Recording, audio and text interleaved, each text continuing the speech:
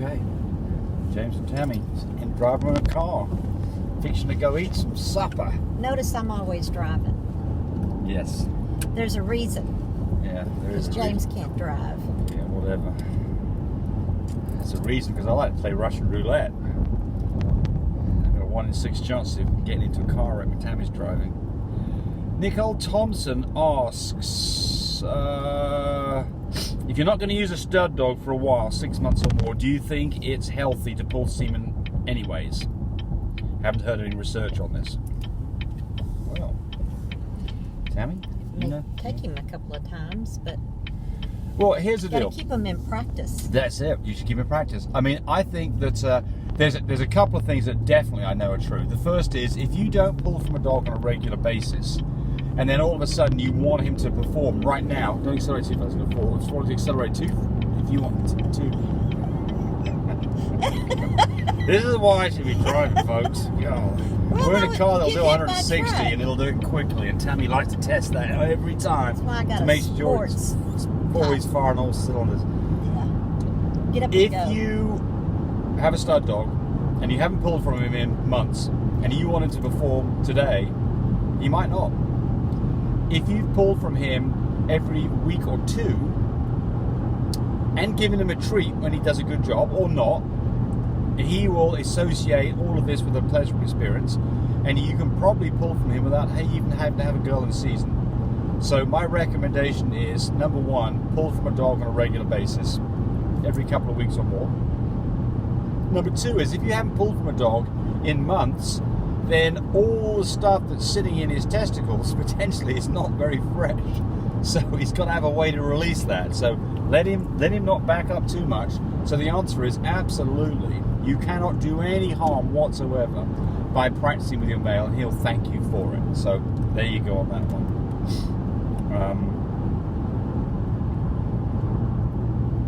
Does it matter if someone's asking about animal genetics, about how you send a sample off to animal genetics? So there's lots of ways you can get DNA material to them.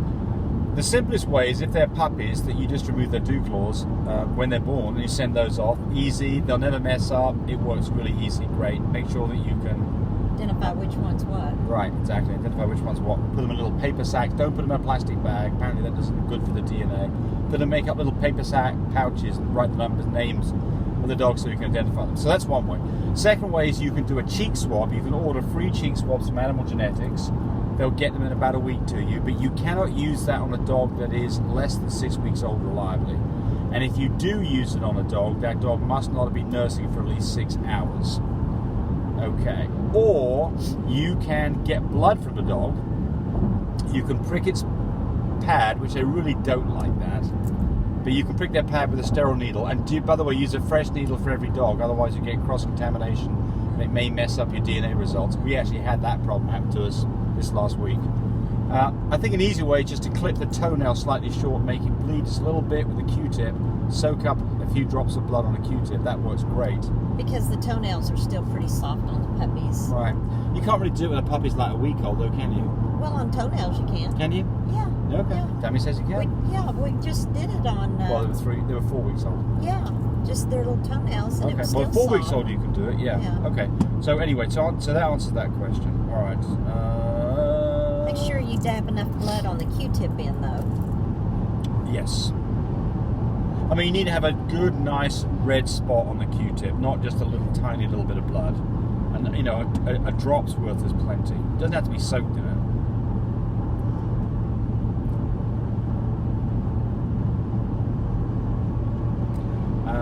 We answered that yesterday. This is what I was. Benny Blank says, "I love you two. Amazing." She said, "Let me talk." I love it. It sounds like my grandparents. I'm not sure if that's good or bad. Is that good or bad? I'll get my cane out. Yeah, get my cane out. My walker.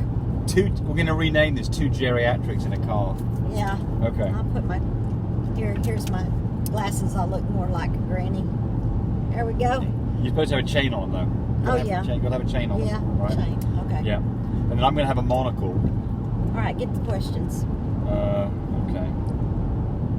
Sorry, we've got to go through quite a few. This is where we were yesterday.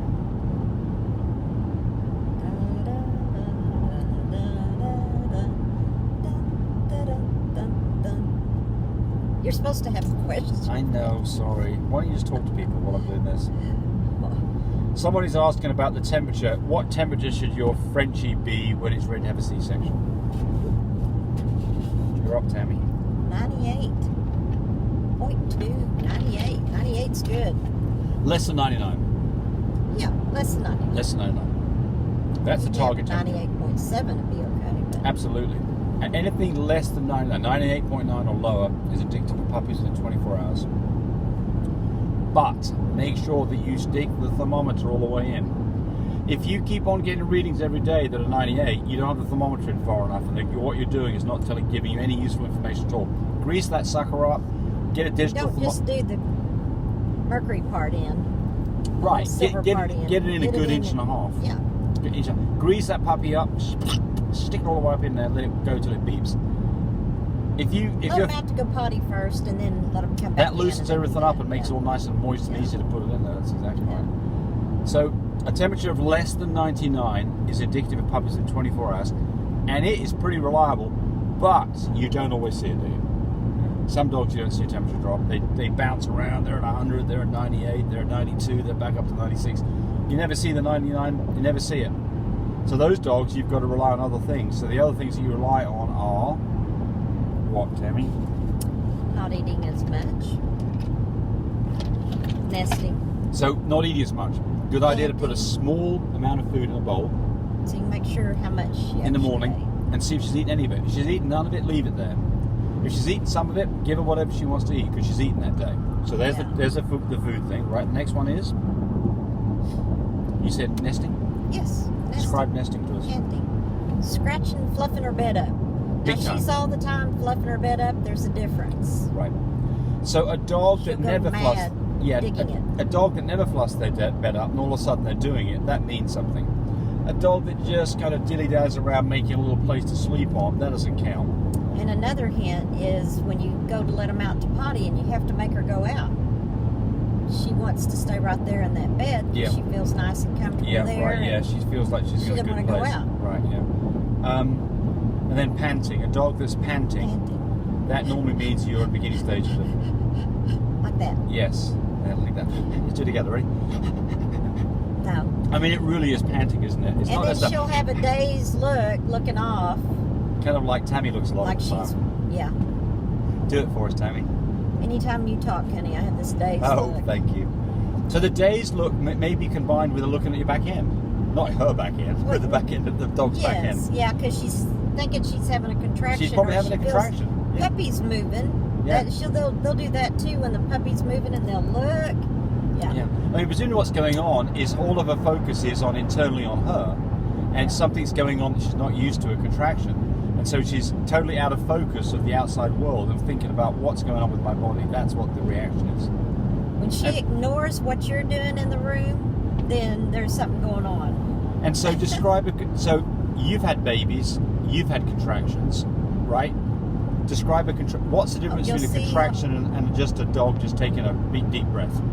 Oh, you'll see her whole stomach move. Yeah. The contraction, yeah. And it lasts for... Now, I had one female that would chew on, you could see her jaws being chewing, she like gritting her jaws, and she was having contractions. Probably in a bit of pain, wouldn't she? Yeah, yeah. So that's another thing. If you've got a dog that never makes any noise, and all of a sudden you hear a yelp, probably having a contraction. Especially, obviously we're looking. So the way I generally tell people the first scheduled date for a C-section is if you take the date of your first AI, July the 1st, then roll forward 2 months from then. So July, August, September the 1st is your first due date. That's going to be close, and close is good enough because. I forgot to take my turn. Oh, okay, we can keep going. No, I can't because 5 o'clock traffic. Okay. All right. Yeah, I want to go back around. All right. Very good. We're doing a detour because we love you guys and we're doing these videos. I just got carried away. We're in 5 o'clock traffic doing a video. Where was I? Talking about something. I forgot to. I forgot to. Contractions and days. Yeah. So The approximate due date is take the date you had the first AI, roll it forward 2 months. So if it was July 1, August, September 1 is due date. And all that is an approximate due date. You've got to go off this other stuff. And the final thing is, if you're not sure, is you do a reverse progesterone test. I get, every day, I see pictures of puppies that were taken too early. And the last one was somebody who had puppies taken too early. 6 beautiful puppies. I said, you've got a problem. You need to go get yourself an oxygen concentrator and incubator because you've got a problem on your hands. They didn't know what I was talking about. 4 days later, all the puppies were dead. Every single one. And what a heartbreak for them. Completely avoidable. Completely avoidable. So this is so important, folks. It's not just about when the temperature is. It's about a whole list of things to get it right. And we can preach and preach and preach that. It's the biggest cause, besides the puppies dying. It's one of the biggest causes of having problems with Frenchies. It's like you lead a horse to water, but you can't make them drink. You've got to pay attention. Some of these people, you got to pay attention. And just because your vet says something different, listen. Make sure you believe what they're saying, because I promise you, it's the vets who are getting this wrong, because they're doing the C-section. They are getting it wrong.